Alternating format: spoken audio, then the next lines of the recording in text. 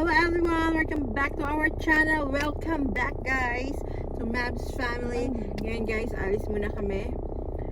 May pupuntahan kami, maglalaba at marami kami errands today. Samahan nyo kami guys. Drive muna. Drive muna guys.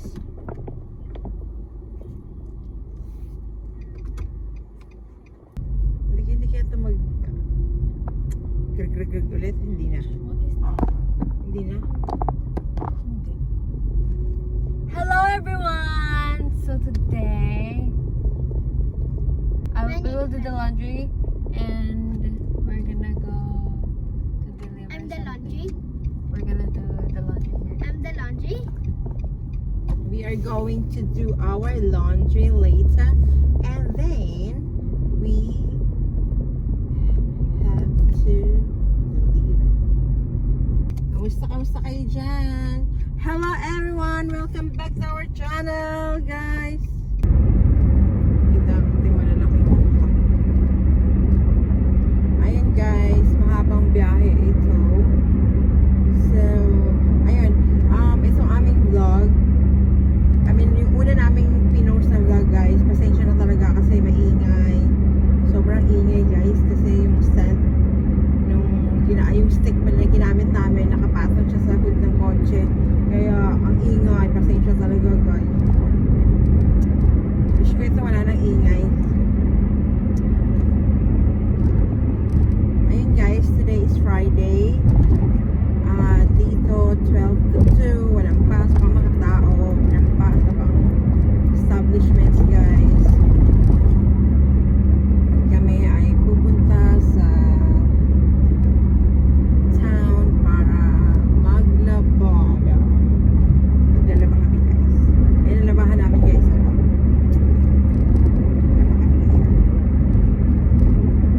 So, samahan nyo kami. Okay, so you finish your food? You finish your food? Anak ko naman doon yun palang kumakain guys. Siya tapos kumain ng kanyang lunch.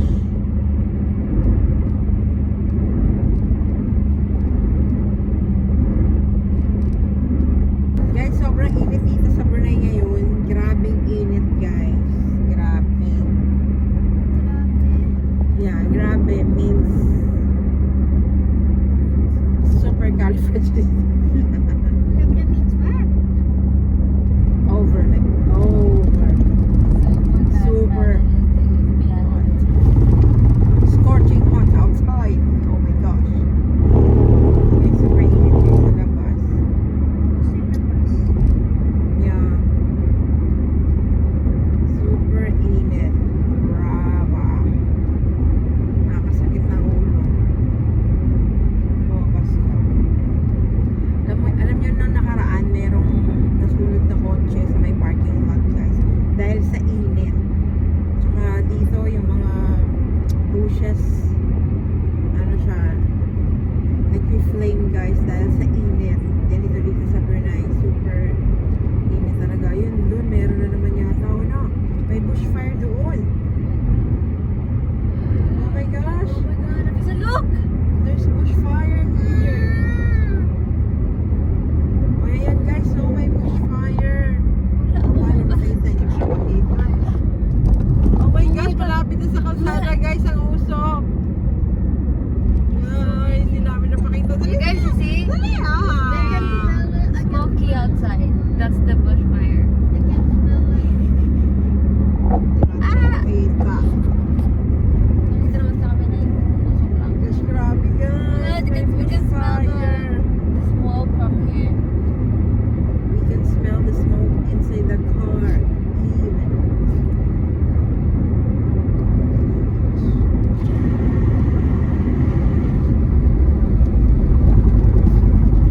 Sobrang init yun dun habang gaano yung mga bumbero. Grabe, sa nilang ano. Ngayon talagang pag ganito super hot talaga, yun, talagang busy ang mga bombero dito sa Brunei guys. Ang init.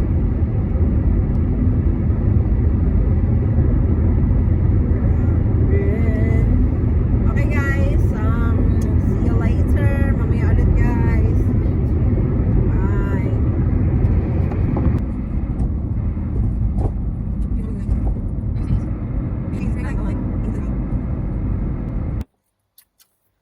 Hello guys, welcome back. Ayun, usap muna tayo guys kasi naglalaba pa yung anak ko.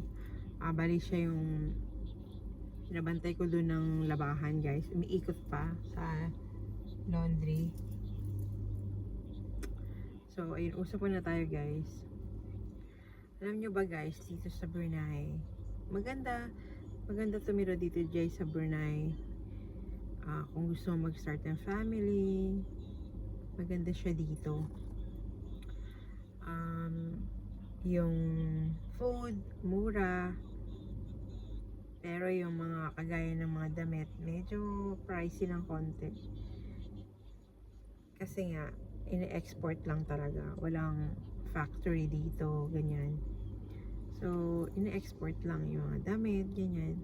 Pero, kung gusto makahanap ng mura, pwede naman. Pwede ka naman makahanap ng mura. So, okay. Okay. Yan guys. Tapos, pero ang food talaga, mura dito ang food guys. Makakabili ka ng saragang $1, makakakain ka na, may manok ka na. Yung tinatawag nilang nasi katok. Yun talaga ang mabenta dito guys sa Brunei. Tapos guys, walang masyado naglalakad dito sa Brunei. Kasi nga mainit. Ganyan. Yung mga nag-work dito, may mga service sila. Galing sa staff house, ganyan. Sinusundo sila ng service. Ganun guys. Meron din naman naglalakad. Ngilan lang guys. Kasi malayuan talaga dito ang mga shops, ganyan. Yung mga pupuntahan mo, malayuan siya guys. So, halimbawa, kagaya nilang nag-drive ka, tapos nagkamali ka ng daan, so iikutan mo guys. Ganun. So, in short, kung gusto mong magstay dito sa Brunei, mag-work ka, tapos dali mo yung family mo, okay siya guys. Maganda siya na pang-start, ganyan. Tapos, pwede ka na mag-ibang bansa. After mo dito, pag nakapag-establish ka na dito, pwede ka nang pumunta sa ibang bansa. Diba? Ganun. Parang pathway mo to. Yun, ganun guys. Kung sino yung mga gustong pumunta dito na nasa Pilipinas, ganyan. Pwede nyo itry ang Brunei. Maganda siya. Sa trabaho naman, depende sa work mo ang sahod. Pero ano naman siya practicality, pwede na rin kasi walang tax ang Brunei. Kumbaga tatanggap mo ng buo yung sahod mo kasi wala siyang tax. So ayun, nasa negosasyon yun naman yun ng employer mo guys kung gusto mo yung job, tapos kung gusto mo yung kanyang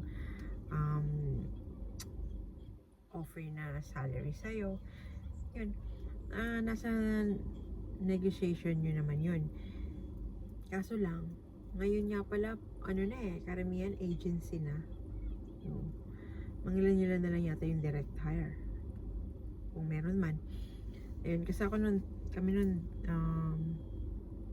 direct hire kasi. Tsaka, napag-asawa kasi ko ng taga rito. Ayun. Another vlog ko na lang yung kung paano yung may asawa ng taga rito. Ganon. Kasi parang the same na rin Kasi marami na rin mga nagbagong rules. So pareho na lang din sa Pilipinas. Pero in short, maganda dito guys mamuhay kasama ng family mo. Kung gusto mong bumuo ng family or nag-start ka pa lang. Yun. Pwede, maganda. So, ayun guys. Sana may natutunan kayo sa mga sinabi ko. Yung anak ko dun, Abisa, sit properly please. Bye.